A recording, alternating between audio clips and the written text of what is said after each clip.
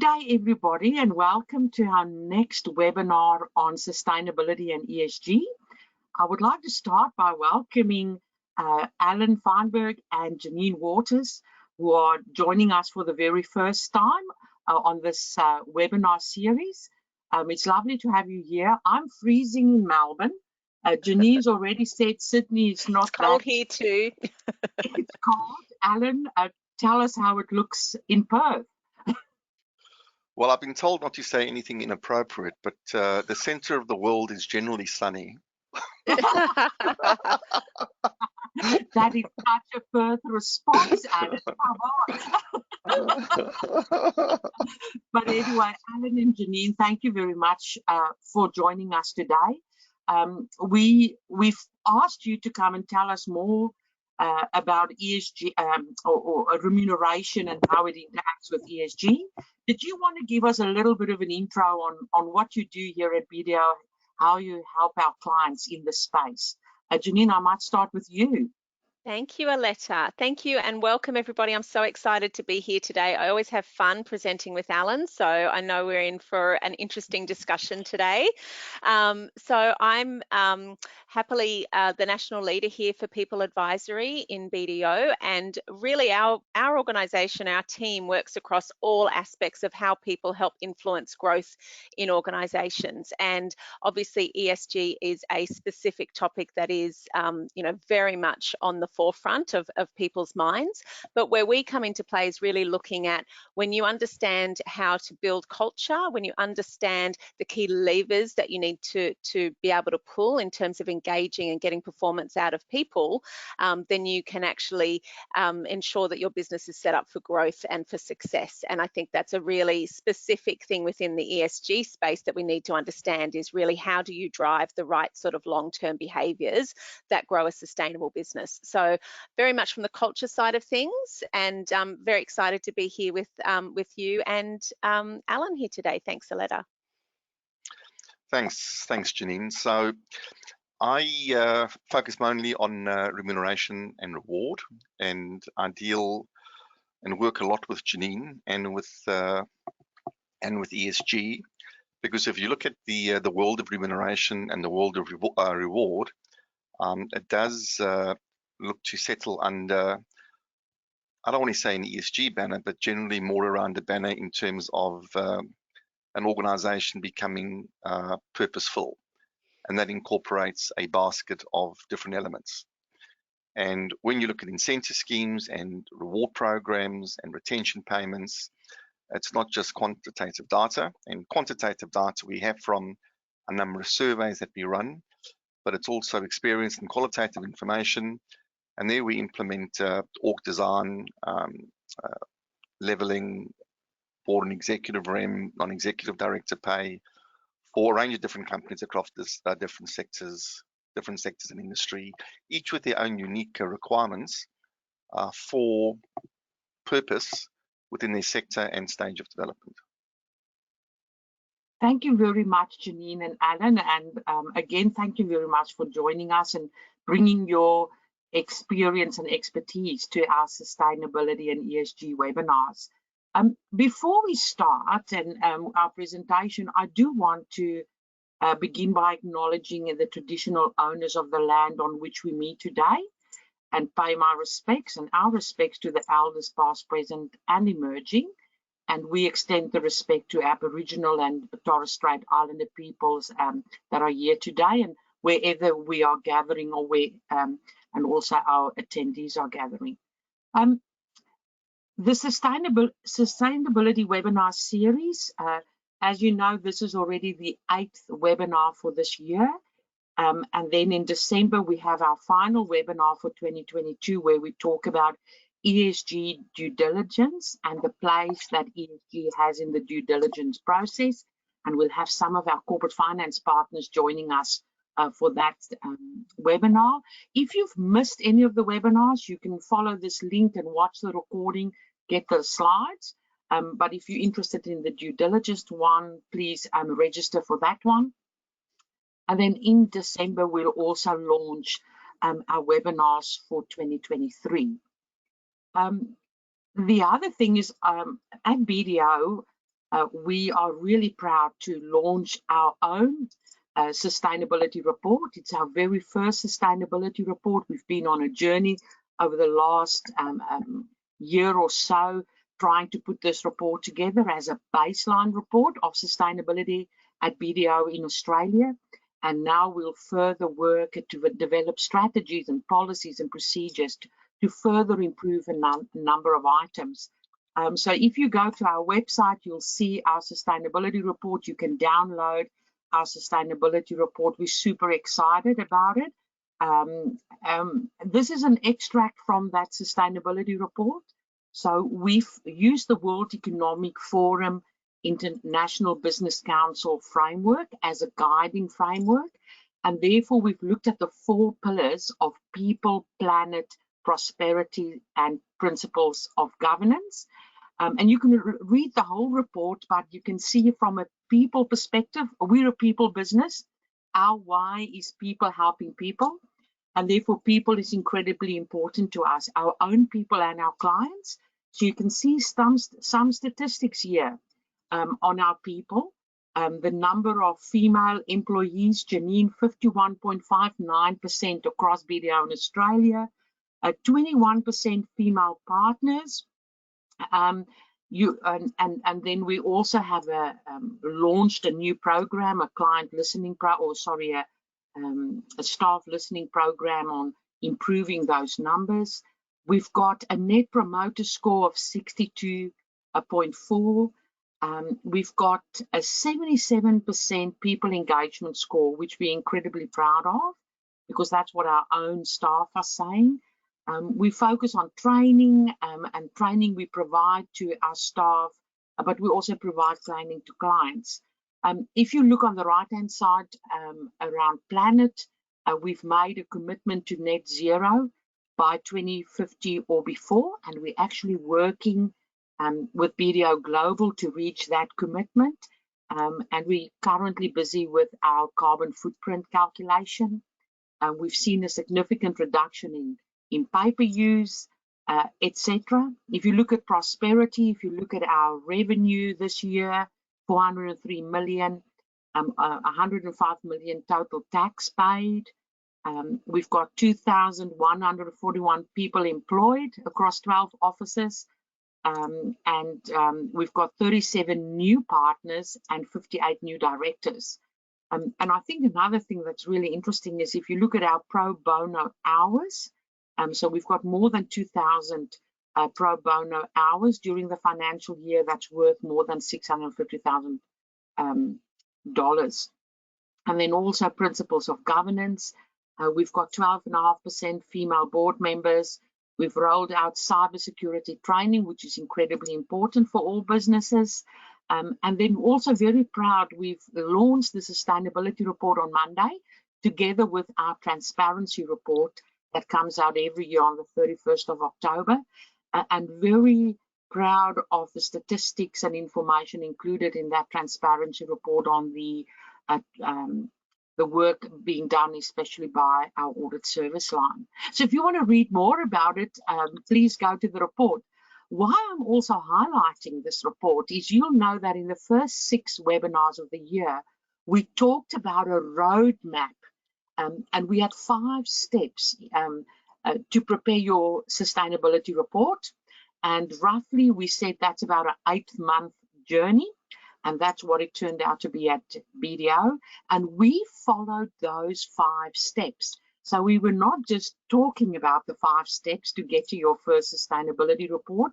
We actually lived and breathed it at BDO. And now we're going on to step number 6, and that is the continuous improvement. So just wanted to share that, and you can read all about it if you go to our website and download the report. So Janine and Allan, back to you. I'll hand over, Janine, to you to talk about ESG-linked remuneration. Thank you so much, Aletta.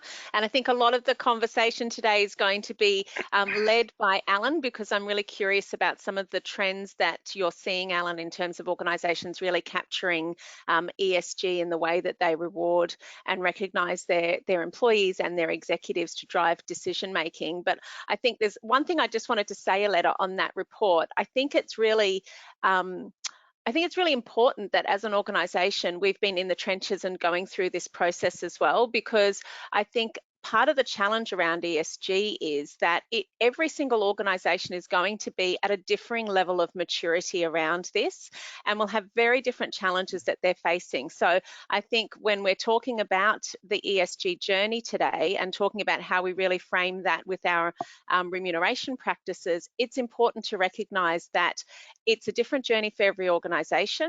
There are differing steps along the way that you will need to take in terms of engaging with your board and your executive to align on what's really important. And I think it's a journey that ultimately what we're trying to get to is a point where ESG is really in the marrow of the organisation. And so what we'll see today as we look through the different practices that are in play is that you will see in some organisations it's really sitting almost separate to the business, and it's something that's a little clunky at the moment that they're trying to work through. And in other organisations, we've really got a point where it's very well embedded in the way that we do things and the way that we think about our organisations. So as we go through that journey, it'll be really interesting, Allan, to hear from you in terms of the different trends and the types of considerations that organisations should have in the way that we plan through those remuneration aspects. So without further ado, Allan, do you want to kick off in terms of the first burning question that people have around really should they be linked?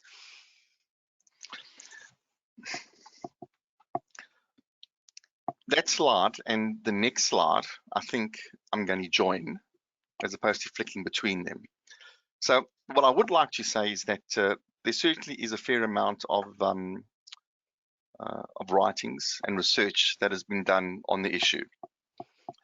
And as part of our discussion today, I'm not necessarily going to tell you what you may already know. In fact, what I may put forward may not even align to my own beliefs. But I think it's important to put viewpoints forward that is from my experience, is from my clients, and hopefully this will create a good basis for a discussion. The question, should ESG be linked to executive pay? And when one thinks about that, this question is not directly linked or is not about ESG per se. Essentially what it's about is yet another component in order to measure that management is running the business in the best interests of your company shareholders and stakeholders. And the key word over here is for long-term business sustainability and continuity. That is the purpose. And business is a long-term game, and ultimately the results of actions that occur years before will reflect themselves in the company's long-term value, however the company defines that value to be. And a good portion of it will certainly be from a financial perspective. And this is where essentially the issue comes in with incentives and ESG. Business itself is a long-term game, generally 5 to 10 years of cumulative results in order to properly assess whether or not you have a continuous business model and that you have sustained performance. In understanding what that sustained performance and continuity is, I have one particular client which did something quite clever. And I say quite clever because they never consulted me. So what they did is they had a standard 1 and 3 year incentive scheme, which is very much focused around business deliverables. But within the market, they've decided that one of the biggest issues around sustainability and continuity is going to be skills. When they look at skills, they look at what they refer to as deep smarts. And to them, being a project development company, mining and construction, they want to retain these deep smarts within the business for a period. But deep smarts in a business or understanding of the business only comes through tenure. And in order to get tenure, you need to employ people and you need people to stick around.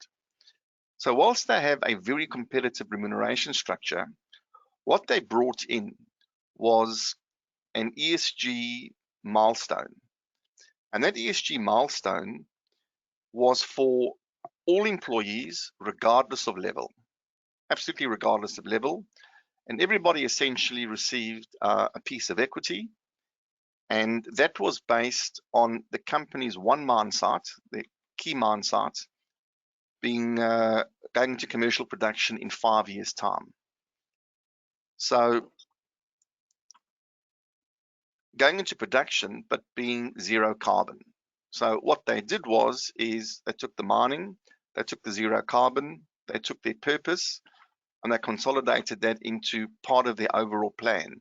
It didn't change the overall plan, but what it does do is it makes it a lot tighter in order to ensure that they're attracting and retaining people from outside the industry and keeping those people in the business and creating a sense of purpose for that business within a sector or industry that at times doesn't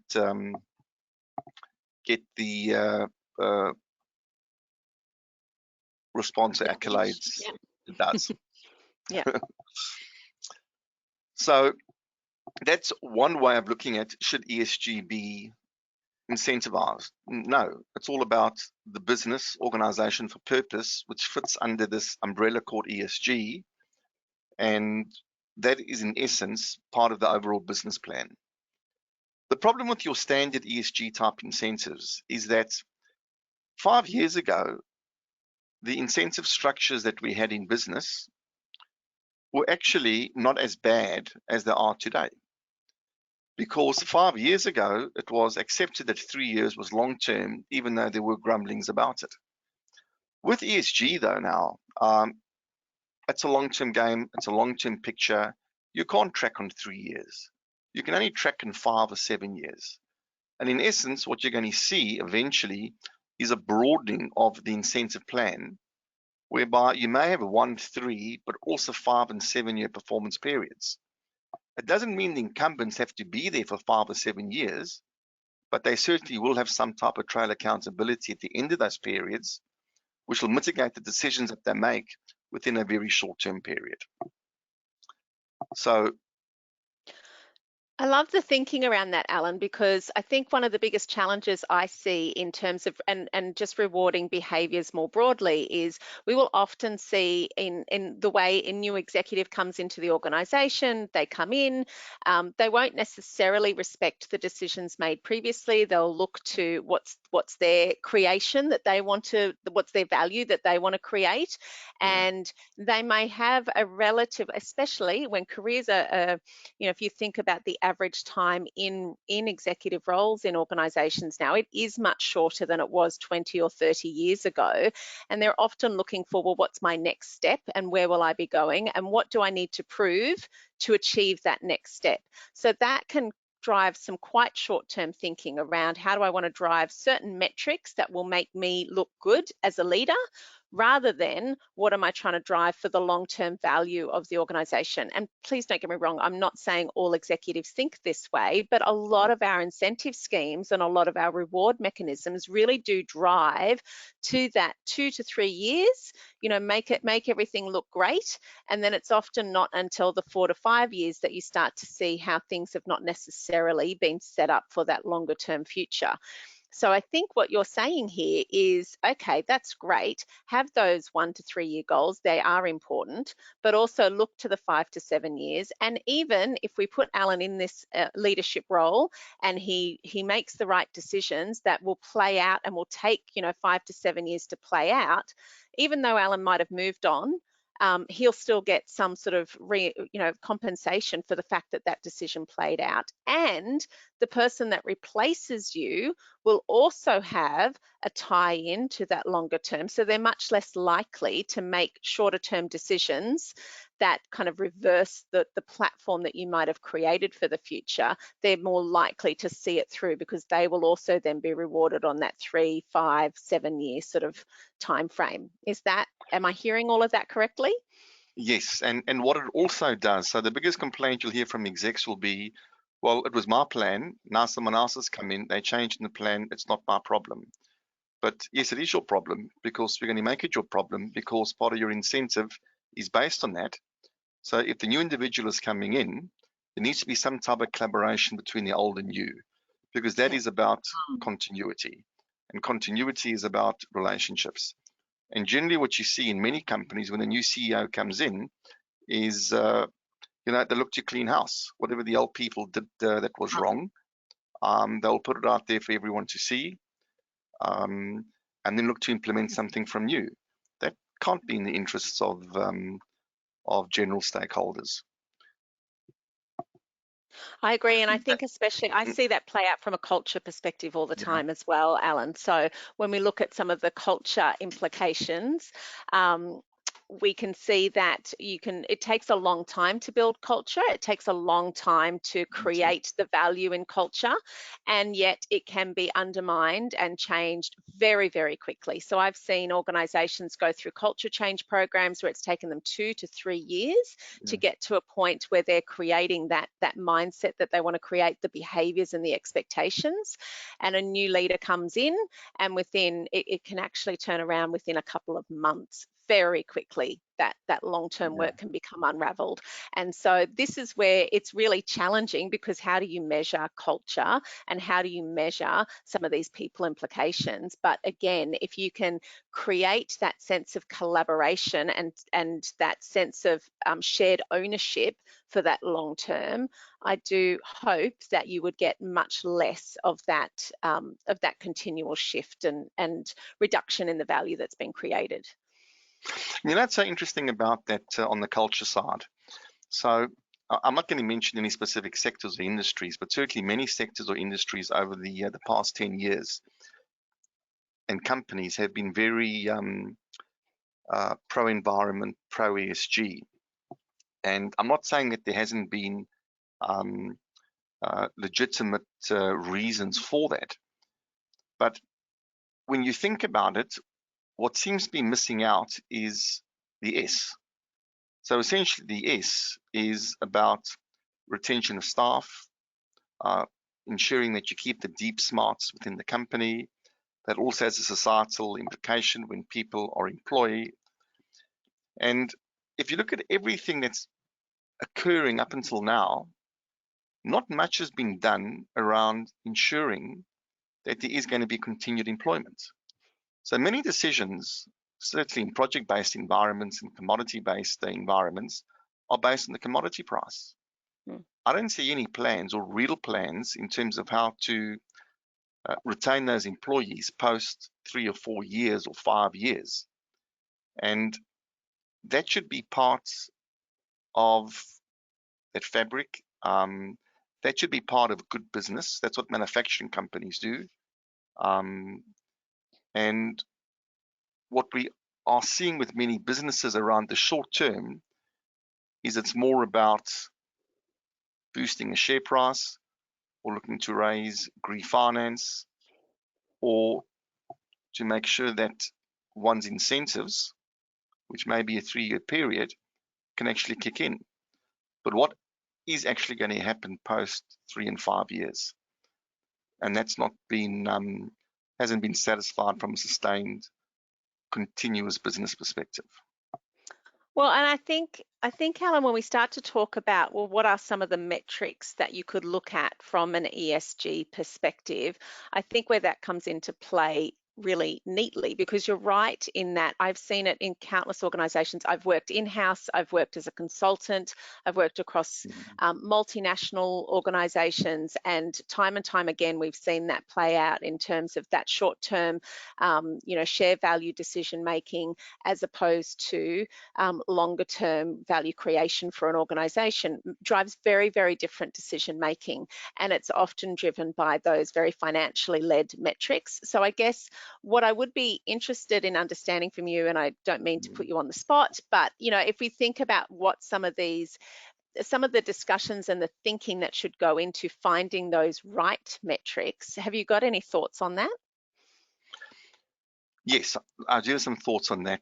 In fact, I think we speak about it a bit later. We do. Sorry, I've jumped the gun. No, that's fine. But I mean, quickly on the right metrics, the reason why there's also such a furor over the right metrics is that you're looking to implement short-term metrics, which are about process as opposed to value achievement over the short term.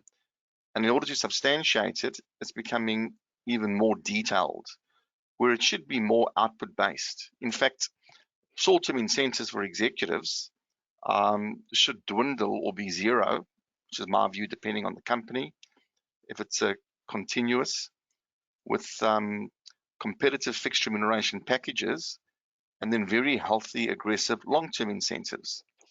Because at the end of a period, whether it's 5 or 7 years or a portion thereof, that's when you can really see whether or not you have a sustainable business. That's why private equity companies, what is the exit? It's around a 7-year period. That's when you understand whether or not you've got something which is actually worth some type of value. So one can certainly have tracking measures over the short and midterm, but that doesn't necessarily mean that they have to be incentivized. They can just be that, tracking measures in order for the business to understand what they have to do. But there's an over-reliance on whatever we do, we need to get paid for.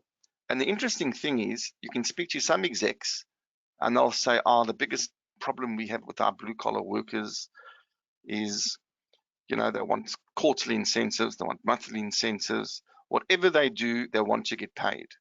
And you know what? Not much different from the executives themselves. So at a senior management level, it needs to be more output-based and more longer term. And are we going in that direction? Currently now, not. You don't have to look at the average tenure of executives on the ASX. And depending on the sector, depending on the market cap range, it can be 2.5 years. They're not even sticking around for the full 3-year period. So how can there be continuous management and building of internal resources when there's rotation at the top end and people are taking incentives pre-delivery and then leaving? It doesn't make commercial sense. So what you're saying there, from what I understand, is there's 2 aspects to this. One is, what are you measuring from an ESG perspective in order to drive the right sort of decision making and to track your progress against those key priorities on your ESG agenda? And that is one thing, and it is a really important thing. The second thing is, how are you remunerating? And you're saying that you don't necessarily have to remunerate specifically on those ESG factors. That's part of your strategy. It's part of how you're looking at your overall company performance. But then more broadly, you're looking at, well, how do we get the right sort of incentive schemes that are I guess, more holistic incentive schemes that are looking at overall company performance, overall individual performance, and looking at those longer term performance measures on that 5 to 7 year horizon. That's it, and perfect, spot on. And that's why you can have different performance measures that work for some companies and not others. So I dealt with the company last year, and they're in new metals, and their goal was to be zero carbon. This is another business, Europe-based, before when they went into production, after production. And they actually had that as a performance metric, an incentive for being zero carbon. But that didn't make sense, because if they went to the green funds and they raised money in order to be green carbon, that was the expectation of the funds, that they would be green, zero carbon. So if that was the expectation, in that environment, it doesn't represent above average performance. It represents expected performance, which in essence means there shouldn't be a large incentive for actually achieving that. In another business, there may be a basis in order to incentivize that, depending on their development curve, depending on their past production process. So all of this needs to be looked at relative to the business in terms of what shareholders require and what stakeholders require. And all of that is based on a commercial understanding in terms of what represents a sustainable business going forward.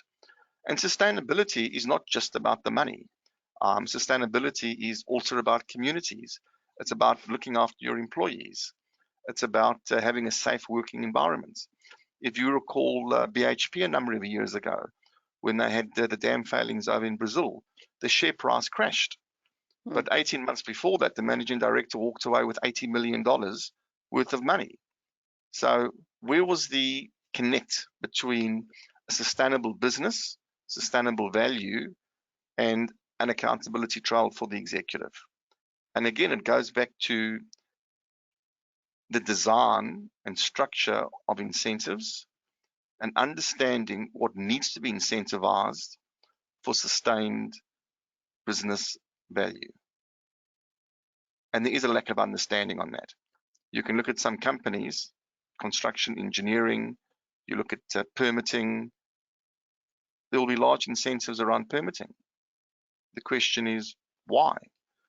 The company has not gone into business to do a permit. The company has gone into business to build something. That should be the final value creation point. Why would you pay money out of the system before you've actually achieved what you have to achieve in the first place? And this does take a different line of thinking, and boards and remuneration committees are in a conundrum because there's always this market practice. Well, this is what market does, therefore this is what we have to do. And if they don't do it, there are ramifications in terms of, will they lose individuals? Will it impact other teams within the business? So it is a juggling act, but we're certainly on a particular road towards better governance under the guise or under the banner of ESG, good corporate citizenship, depending on how one wants to define it. And I understand there are different ways. Okay, so right now, if we've got people on the line who are sitting there saying, okay, that's great, Allan, but I'm responsible now for bringing to life or bringing to the table some discussions around where are we going from a remuneration perspective, from an ESG factor. So what I'm hearing is the first step is actually get really real about what's important to your business. At what point is that value created? And therefore, be clear about how long term we need to be to reach that point of value creation. Is that sort of step one? If I'm simplifying things. And then the second point that you can cast your mind upon is the type of ESG measures that are actually used within business. And I'll go through a few of them and just have a think about them. So if you look at the S, which is social, generally you have metrics there around employee training, succession planning, diversity, safety, community outreach. From an environmental perspective, there's metrics around carbon emissions, plastic use. Green financing is becoming a very big number, even though there are 36 trillion euros sitting in green finance funds in Europe. And if you are green, why would you be incentivized to get green funds? And then from a governance perspective, you're also seeing a lot around culture, risk management, and data security. Now you look at all those metrics, and there'll always be some type of basis that one may look to incentivize it based on the business's development. But generally, I look at those metrics, and those are mostly compliance metrics.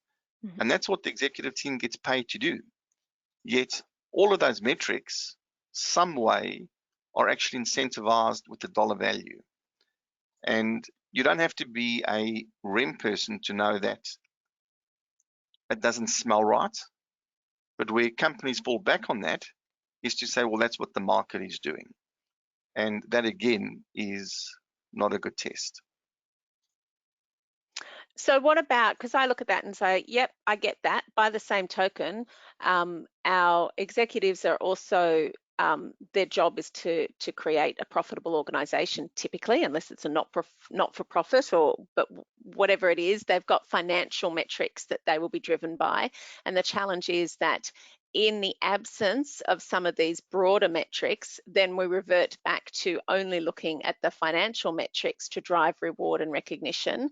And that can actually mean that we go backwards in some of these other areas that are truly where we should be, I guess, rewarding overachievement, not just good work, but also, for want of another better word, penalising or managing underachievement and recognising poor performance in those spaces. So I would, because I completely agree with you, at the end of the day, Allan, this stuff should not be about check the box. People in these roles are generally paid well. I know that if you've worked on the remuneration structures, then of course they're paid fairly. So how do you, in your experience, drive that right sort of focus and performance beyond those compliance measures? Well, I think you're spot on. So there is no one size fits all. So it's good to have subjective performance measures in order to drive certain performance behaviors. What you don't want to do is overly reward or incentivize or pay for subject ESG or non-financial performance measures at the expense of profitability or financial success. A, that threatens continuity, and B, investors generally don't like it, which means that there may well be an issue with proxies or institutional investors or larger shareholders. So again, with all of this, it's based on what makes commercial sense. So if I am a business that has been operating for many years, I have an absolutely perfect score when it comes to safety, would I then logically go and create an incentive for safety for the executive team? Or would that be more a compliance issue or a mitigating issue that if something adverse does occur, there'll be a reduction in pay? And the answer is no. But if you're a new business and you're just starting off and it's new on site and you're in manufacturing, then safety does become very important. And you would look to incentivize that over the short to medium term in order to ensure that there is compliance overall. So it needs to make a commercial business case. And whilst there's many things happening in the marketplace, if we could just cut and paste from the marketplace, there would be no thought in any of this. But the reason why there is so much thought and there is so much critique is because many companies are looking to cut and paste because they think, well, if my competitor is doing that, therefore I can do it. But there's different objectives, different business models, different shareholders, and each of these things need to be looked at from a commercial point of view. And when I say a commercial point of view, essentially, if this was a private business, if all listed companies were private companies, would you incentivize somebody running your own business on the same metrics that you incentivize management in listed companies? And the answer is no, because it's your money. Okay. So on to maybe if we move forward onto the whole quantitative versus qualitative discussion, Allan, what's your view there in terms of, so what I'm hearing so far is make it real for your organisation, make sure it's long-term and it's commercially viable, and it has a deep consideration for at what point that value creation occurs. Then where do you go with this whole discussion around, are we looking at qualitative metrics, are we looking at quantitative metrics? How do we decide those right metrics? Well, from an investor perspective, quantitative versus qualitative, you've got a problem if more than 25% of your scorecard is qualitative. So the majority of the scorecard needs to be quantitative, it needs to be financial, it needs to be line of sight. But again, one is getting back into the hole of trying to fit a round pole in a square peg. So the whole question over here is not really qualitative or quantitative in terms of how must I set out my performance or company scorecard. It's a question of what am I looking to achieve over a period and how do I go about actually doing that and how do I actually measure it and what percentage, or if any, what am I prepared to actually pay for that? And I think this should go back to the contract or the employment agreement with the executive and executive team. On what basis are you employed to come into this business? Are you employed in order to deliver us an outcome at the end of 7 years, 5 years, and you need to show us what that looks like? Or is there a basket of objectives that need to be achieved that you wish to deliver against? Or is it the current approach? So the only way I see incentives actually changing is to actually have a discussion in terms of what you're employing the person to do, as opposed to, we'll come into our business, we'll make it market related, we'll give you a short term and a long term, and these are the measures and metrics that we'll use. If you start on the wrong road, it's very difficult when you walk halfway down that road to stop, turn around and come back. And in that instance, many companies have gone down that road and they can't come back. And so they may have minor successes on that road from a REM perspective, but they're on the wrong road.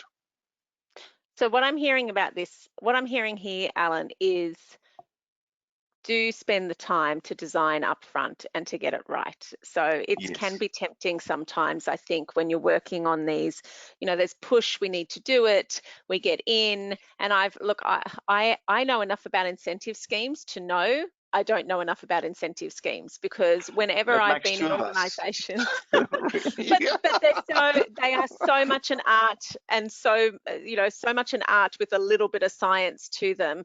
I think it's really important to recognise that this is not the kind of area that you go into without making sure that you've got the right sort of discussions happening, because to your point, you know, I have unravelled over my years many a failed incentive scheme that, you know, halfway down the track we realised we're incentivizing and rewarding the wrong behaviors. So I think one of the key messages I'm hearing from you is it is really important to start in a way that you might still build. I'm not suggesting that, you know, you overcook it and you boil the ocean and you sit in a room for 3 years looking at this, but I do think whatever you do needs to start in a way that you can build and, yes, become more sophisticated over time, but that you get that right advice up front in looking at what's going to be right for your organization, and not just Googling and cutting and pasting and thinking, let's hope that this will actually drive where we want to get to. So with that in mind, Allan, then comes the next question around, do we have separate ESG factors that we focus on, or do we incorporate this and make it very much the whole of company scorecard that we're looking at? Well, I think it's more a question of marketing in terms of how it's actually dissected. So you can go to some companies now and you go for a presentation and they put up the ESG scorecard, and you wouldn't know whether or not they are a minor producer or project explorer. So that's their marketing pitch. The fact of the matter is that people invest in businesses for future value. That's why we have our super in these businesses. And what we want to do is be assured that there's going to be some type of sustainment and continuity of that value going forward. And it's about how to measure and control and anticipate what may occur in terms of impacting upon that value. And if you want to call that ESG, you can call that ESG, you can call it risk, you can call it governance. Where the problem has come in is, as with everything which is short term, and in a world where we need to substantiate everything to our shareholders and to our investors, we're trying to put name tags to everything. So all these schemes can be simplified if it's based on a longer term measure. Probably some of the measures, the output-based measures, can be measured at the end of a 5 or 7 year period, but it means that there will be no or lesser short-term money. So more transparent, less complicated, and fit for business purpose. Okay. And I think we've already touched on this, but the weighting, you were talking about, weighting is really around between that 5 to 25%. Talk to me about that. That's the survey data that you've seen. Yes, so it's not only survey data, it's also there's so much research. There's really good research from our competitors, PwC, BDO, PwC, That's us. EY, that's us. Especially in the UK and European markets, they've got some really great statistics. So from my own consulting and from looking at what comes out in some of that research, it's between 5 and 20%. The most usually so-called ESG factor is safety. Some companies put that up to 12.5%, 15%. So the way you look at it logically is, does it smell right? It's the job of businesses to put in the control to keep their people safe. That's what they have to do. Do they really have to get incentivized for it? You can say yes if it's a new operation, but no if it's a continuous operation. The question then is, do they lose all the incentive, or is incentive mitigated downwards by a percentage that they have, I wouldn't say fatality, but an injury? And again, there's a certain amount of discretion around that. So no scorecard is going to give you the answer. The reason why, well, certainly today, I don't know about the future, we have a board of directors because they bring in rational human thought and discretion in terms of defining all of this. And the more complicated it is, the less rules there are and the more discretion that may be required when it goes outside the box. But when I look at executive REM, I look on it on a very simple basis. And it was something my grandfather once said to me. And he said to me, you have a good deal when both parties walk off happy. Now, if you've got one party walking off unhappy, it's not a good deal. And those parties could be the executive or the company. It could be the company or the shareholder or company and investors. There needs to be an alignment between the parties. And if there's not, it doesn't matter what you put on paper or what you write or what substantiation, it's just going to come out smelling bad. That's a very profound thought, Allan. I'm very conscious of our time, but I get it, and I agree. I think it's a really important lens to have on this, is making sure that as you're looking at those key stakeholders, and those key stakeholders can be external stakeholders as well, how are we making sure that we really are doing those win-win deals? But I think we've covered off on the next couple of slides. We've talked quite a bit around, is this around internal versus external benchmarks? And I think recognizing, I really value what you said around, at the end of the day, you can look at your competitors all you like, but if that's actually not aligned to your ESG journey and your priorities, then really those benchmarks mean very little. So whilst there might be some where you can start to look at and say, yes, having that external lens is helpful, I think making sure that we don't default to that is a really important part of the whole design process. And then I think the last area we just wanted to touch on was this concept of balancing objectivity and discretion in terms of how that formula comes to life at the end. So do you want to just touch on that? Well,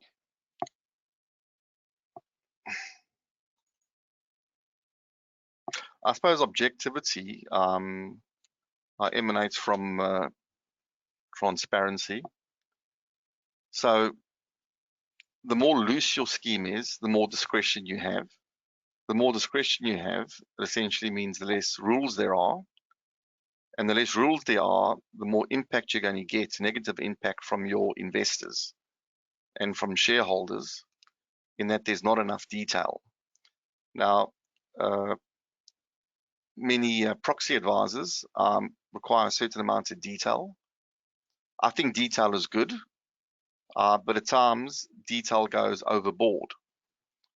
So again, when we work with companies, you may get certain guidelines or proxy guidelines in terms of what can or can't happen. So if you look at discretion around fatalities, should there be discretion around fatalities if someone gets hurt? As a rule, the answer is no. If someone dies in your business, nobody should get paid anything. But there are instances where the board may decide to pay out, and that's discretion. So those type of discussions will be held directly with your shareholders in order to get a tick in that it was acceptable to them in the context of your business. Whereas in another business, it may be totally unacceptable. So again, we have guidelines, we have discretion, we have objectivity, but that objectivity is always subjective depending on what the other person's point of view is. So it's a question of making sure that you continually engage with your stakeholders, and that includes your community groups, it includes your shareholders, it includes your employees, and you do all of those things not because you are wonderful people, but because you've been entrusted to run a business or an enterprise, and it's your responsibility to ensure that the value in that business is contained for those stakeholders. Fantastic. Thank you, Allan. And I think if we sum up, I think, and please correct me if I'm wrong, but if I think about the conversations that we've had throughout today, it is really about a couple of key things that I think people need to take away from this. First of all, it is going to be a unique journey for each business. And I think that's the case across all of the ESG discussions that we have with organizations. It will be unique, and it needs to be long term. So sitting down, thinking through the design of these sorts of incentive schemes up front to really understand what that long term value creation is for your organization, where you want to be on this ESG journey, and what's going to be important for you, and then starting to think about, well, what does that then look like in terms of how we effectively reward the right sort of behaviors in our organization, recognizing that this is one of those areas where you cannot just cut and paste. You can't do a quick Google and come up with something. You need to put the thought into it to make sure that you are really looking at the right areas. You've got the right level of discretion in there. You've got the right level of weighting in there, and that you're building something that you can continue to build on and evolve as the organization becomes more mature. Because what I don't think you can do is start with, some of these incredibly complex plans that may cripple some organizations if that's not where they're at in the journey, but ultimately with the end goal being that it becomes very much embedded in the way you operate as an organization and in the way you reward that long-term thinking. And if I can just add one more point on that, and it may come across as salesy, but yes, it is salesy, but it's good salesy. So with these processes, many boards will look to do it themselves, because they may have sat on other boards, other companies, and they believe that they have the experience, and they probably do have the experience. But as consultants, especially you on this side, there's a lot more experience, and what you bring is the independent part of it, and the ability for others to critique. And it's not a complicated process, the process that you go through, Janine. It's clear, it's transparent, but it allows you to settle on objectives very easily in the process, which then acts as a board or foundation to build this, whether or not they look to involve you there afterwards. So completely agree. I think that's a valid point. Thanks, Allan. Thanks, Aletta. Thank you. Yes, and the poll. Yeah, I thought we might, after all has been said and done on the webinar, maybe ask a question of our participants and attendees. How advanced is your organization in linking ESG with employee and executive remuneration? And we've given you 4 options. It would be fantastic if you would participate, and we will then obviously share the results within a minute or 2. So we'll give you a bit of time to ponder. And Allan, I think this will be really interesting to see how all our attendees are tracking on this process. Thanks, Aletta. So I'll give it a little bit more time so we allow more people to vote, and then we'll share. Fantastic. Thank you very much for everybody sharing their thoughts on this. I'm quite excited to see how these numbers stack up, Aletta. Yeah, I always find it really interesting, Janine. We set these polling questions on all our webinars, and as the people who set the polls, we have some ideas on where we think it's going to land, and we're often surprised on the outcome. So we'll give it another bit of time. Already more than 50% of our attendees have voted, which is fantastic. Thank you very much for doing that. That's fantastic. I'll give it a little bit more time. Let's say another 10 seconds. So if you want to share your view, the time is now. So another 3, let's say 2 and 1. I'll close it and then I'll also share it. Yes, what do you think of that, Allan, Janine?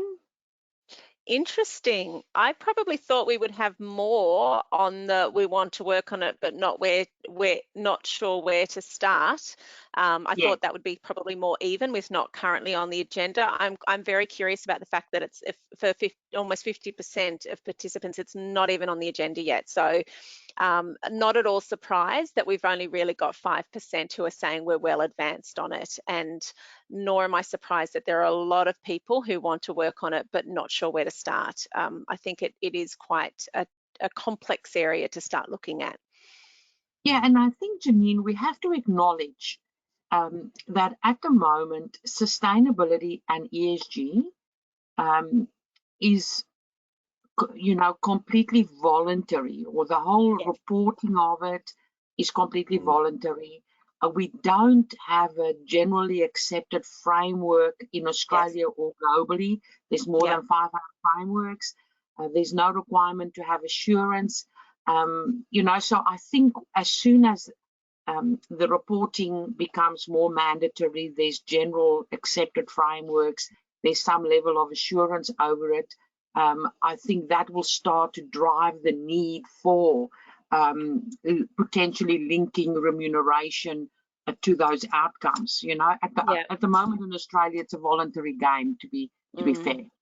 Yeah, it is, and I completely agree with you, Aletta. I think what's really interesting from a people perspective, what I'm seeing is an interesting level of push on this that comes actually from employees.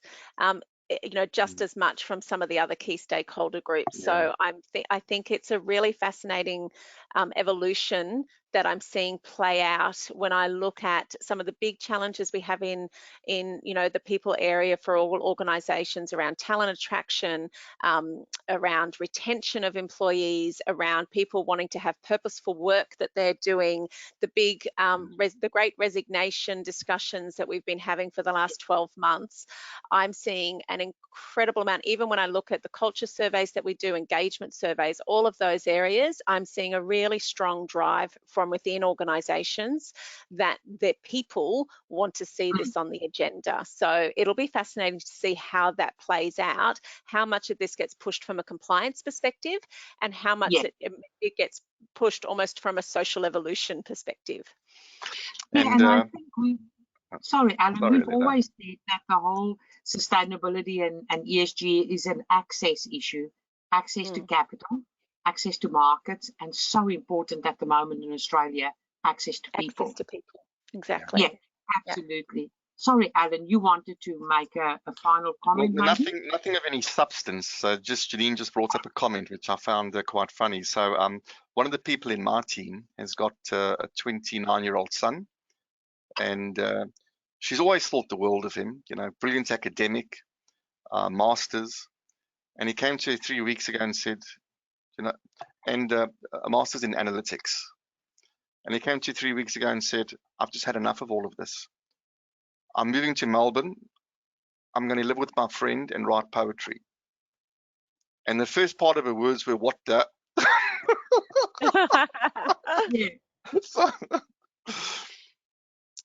But it's an interesting generational thing that we're seeing, that you know, that if you can't capture the hearts and minds of your employees now, it has a very real bottom line impact on organisations' ability to be successful, because we cannot attract the right people if we're not thinking through what is it that they come into our business for.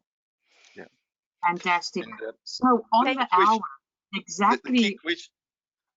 Sorry, Allan. Sorry, we could talk all day, Allan, but, yes, we could. but the audience may not stay for that. I miss all these Eastern trips. So maybe finally, so Janine and Allan, thank you very much for sharing some of your insights and thoughts. It's fantastic. We really appreciate your time to come. If our attendees are looking for some assistance, so in our corporate reporting insights that come out every month, we have a specific section these days on sustainability. It's the most popular part of corporate reporting insights, which is very hard to accept as somebody who loves accounting standards. So if you want to subscribe to corporate reporting insights, please do so on our website. We've included the link. Again, if you want to read more about sustainability news, whichever some of it we get from Video Global, some of it we develop ourselves. We've got a topic page where we put all of it together. Again, I've given you a link. You can read all about BDO sustainability, our report. We're super excited, so proud of this report, so please have a look at that. And then we also have education and training. So the monthly webinars, of which today is the 8th one already, but we also have e-learning available on TCFD, so the Task Force for Climate-Related Financial Disclosures, which is recommended by ASIC and APRA, the AASB. If you want to find more out about that, self-paced, you can work through the online learning. And then obviously, if you want to speak to Allan or Janine any further around ESG-linked remuneration or their broader services, please reach out to them. You've got your contact details there. And then if you want to speak to any of us at BDO around sustainability and ESG, we've got Sharif Andrews, Catherine Bell in Perth with Allan. We've got Justin joining Janine, Justin Harness joining Janine in Sydney. Ashley Bleeker and I, who usually do the webinars, we're looking after Melbourne. And then Dylan Byrne in Brisbane with Brett Spicer, Josh Carver in Adelaide. So just a number of people in this space. Please reach out to us. We would love to work with you. And Ashley and I have been driving the BDO Australia Sustainability Report. If you want us to do some similar magic for your organisation, please reach out to Ashley or I. Thank you very much for joining us today, and we hope you have a wonderful day. Thank you, Janine. Thank you, Allan. Thanks, Aletta. Thanks, Janine. Bye, folks.